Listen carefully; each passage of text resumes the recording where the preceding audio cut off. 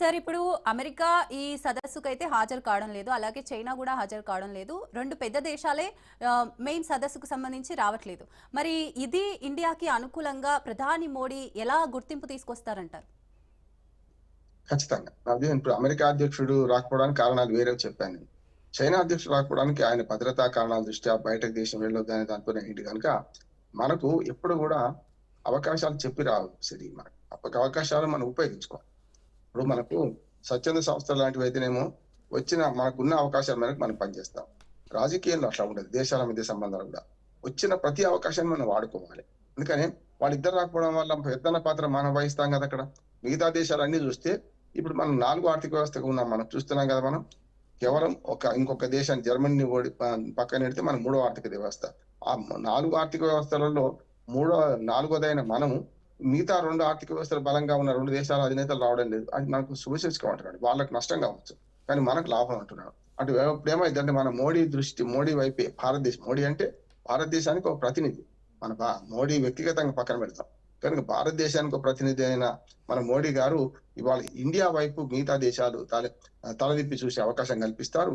ఇది ఒక అవకాశంగా మార్చుకోవాలి. ప్రతిది కూడా స్వాట్ అనాలిసిస్ లో ఎట్లా ఉంటదంటే స్ట్రెంగ్స్ ఉంటాయి. మన స్ట్రెంగ్స్ మనకున్నాయి, వీక్నెసెస్ ఉన్నాయి. అంటే మిగతా దేశాలన్నీ మన అణగదొక్క ప్రయత్నం చేస్తున్నారు. అది కూడా కష్టమే. మనం ఇంకా ఎదగాల్సిన అవసరం ఉంది. మళ్ళీ ఆపర్చునిటీస్ అంటారు. స్వాట్ అనాలిసిస్ లో ఆపర్చునిటీ ఇవ్వాలి మనకు దొరికింది. థ్రెట్స్ ఎప్పుడో ఉంటాయి. థ్రెట్స్ ఏంటంటే ఈ సమావేశంలో జరిగిన తీర్మానాలు అమలు కాకుండా చూసే ప్రయత్నం చేస్తారు.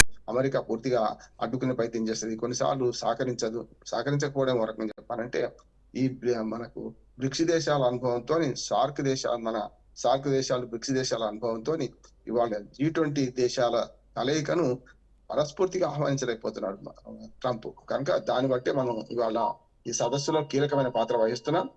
ఖచ్చితంగా ఈ సదస్సులో కీలకమైన పాత్ర వహించే క్రమంలో మనం కొన్ని ప్రతిపాదనలు కూడా మొదలుపెట్టబోతున్నాం. అందుకని చూడండి, మొత్తము ఈ సదస్సులో ఏ ఐటమ్స్ తీసుకుంటారో అందులో 3 అంశాలు కీలకమైనవి. నేను చెప్పాను కదా, సహకారం కానీ, ఆర్థిక సహకారం కానీ, మనకు అట్లాగే ఆర్టిఫిషియల్ ఇంటెలిజెన్స్ వాడుకొని టెక్నాలజీ విషయంలో కానీ సహకారం కానీ, ఈ మూడిట్లో మన ప్రధానమంత్రి మోడీ గారు ప్రసంగిస్తున్నారు కనుక మనదైన రీతిలో ప్రజెంటేషన్ చేస్తూ మనం వాళ్ళిద్దరికంటే చైనా అమెరికా రాకపోతే మనకు ఓ రకంగా ఈ ప్రెజెంటేషన్ లో మనకు మంచి అవకాశాలు వచ్చినాయి.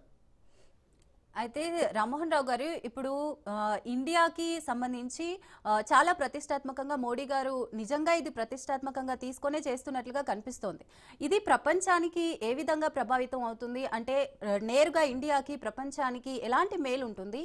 అలాగే G20 సదస్సుకి అమెరికా చైనా వెళ్ళట్లేదు కాబట్టి ఆ రెండింటిని కాదని ఈ G20 దేశాలు ఎలా లాభ పొందుతాయంటారు? భారతదేశం అండ లేకుండా కొన్ని చిన్న దేశాలు బతికే పరిస్థితి లేదు, చూస్తున్నాం టెక్నాలజీలో కానీ.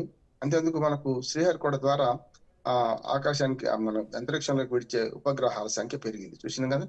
చిన్న దేశాలకు శ్రీహరికోట లాగా ఒక లాంచింగ్ స్టేషన్ నిర్మించుకునే అవకాశం ఉండదు, మన మీద ఆధారపడతారు. అట్లాగే 140 కోట్ల మంది ప్రజలు కనుక చిన్న వాళ్ళ ఉత్పత్తులను మన దగ్గర అమ్ముకునే ప్రయత్నం చేస్తుంటారు. మార్కెట్ పెద్దది మనకు. అంటే భారతదేశం బహుముఖాలుగా వాళ్ళకు సర్వీస్ ఇస్తుంది, అక్కడిని తీసుకుంటుంది కూడా, రెండు పరస్పరం.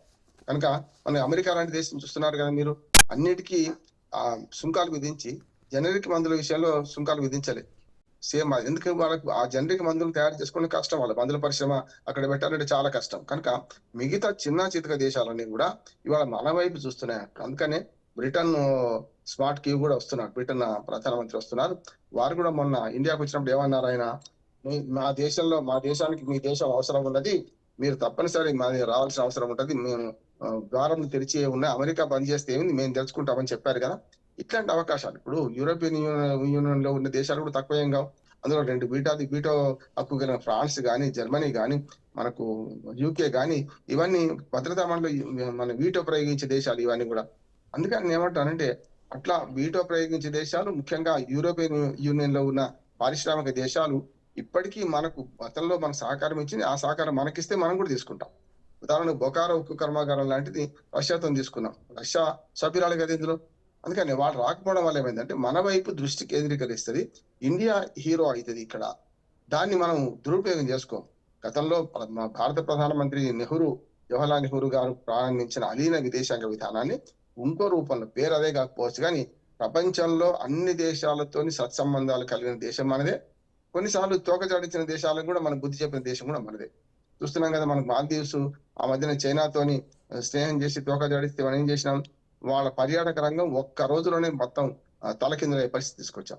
మనం లక్షద్వీప్ ఉంది కదా, మాల్దీవ్స్ కన్నా చాలా పెద్దది, బ్రహ్మాండంగా లక్షద్వీపులు చేసుకుందాం, అంతకంటే మంచి దీవులు ఉన్నాయని చెప్పి ప్రధానమంత్రి గారు ఒక్క టూర్ అక్కడికి వేసి వస్తే తెల్లారికల్లా వందలాది మన టూరిస్టుల టికెట్లు, విమాన టికెట్లు మాల్దీవ్స్ క్యాన్సిల్ చేసుకున్నారు. అట్లా అంటే మన దేశం మీద ఆధారపడే దేశాలు కొన్ని ఉన్నాయి, మనం ఇతర దేశాల మీద ఆధారపడేది ఉంటది, కాదంటే పరస్పర ఆధారిత సమాజం ఇది. ఎవరికి వాళ్ళు ఐసోలేట్ అయ్యి బతికి గోడ కట్టుకొని బతికితే పోయింది, గోడలు కూలిపోతున్నాయి చూస్తున్నాం కదా. చైనా అంత పెద్ద గోడ కట్టుకొని కూడా చైనా ప్రపంచీకరణ వైపు పోయి తన సిద్ధాంతాలను పక్కన పెట్టి, కమ్యూనిజం పక్కన పెట్టి వాళ్ళ ప్రపంచవ్యాప్తంగా ఉత్పత్తులను అమ్ముకుంటున్నారు. మనం కూడా అంతే. ఎందుకు బెర్లిన్ కూడా కూలిపోయింది, ఒకనాడు 2 దేశాలుగా ఉన్న బెర్లిన్ నగరాన్ని అటుపక్క ఇటుపక్క కూల్చేస్తే మొత్తం కలిసిపోయింది కదా. అంటే ఇవాళ కలిసిపోయే సమాజంలో ఎవరికి వాడు జీవించే పరిస్థితి ఉండదు.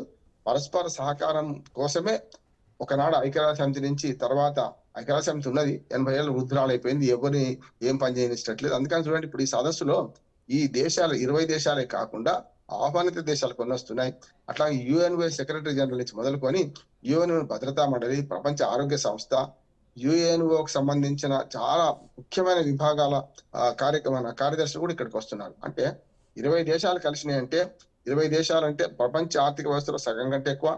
మళ్ళీ ప్రపంచ అగ్రగామి దేశాల్లో చాలా వరకు జనాభా రీత్యా చూసినా, అంటే డెమోగ్రాఫిక్ ఏరియా చూసినా, అట్లాగే విస్తీర్ణం చూసినా ప్రపంచంలో సగభాగమైన ఈ 20 దేశాలు కలవడం వల్ల అంటే మిగతా ప్రపంచానికి ఒక సందేశం ఇస్తున్నా, మీరు వచ్చినా రాకపోయినా జరుగుతుందని చెప్పి దక్షిణాఫ్రికా మన 2023లో చేరిన దేశం కనుక వాళ్ళు కూడా చాలా ఉత్సాహంగా వాళ్ళు ఆతిథ్యం ఇస్తున్నారు. మంచికే దారితీస్తాను నేను అనుకుంటున్నాను. Right, thank you sir Bandari Rammohan Rao garu, thank you so much. ఇది వాళ్ళ స్పెషల్ డిబేట్.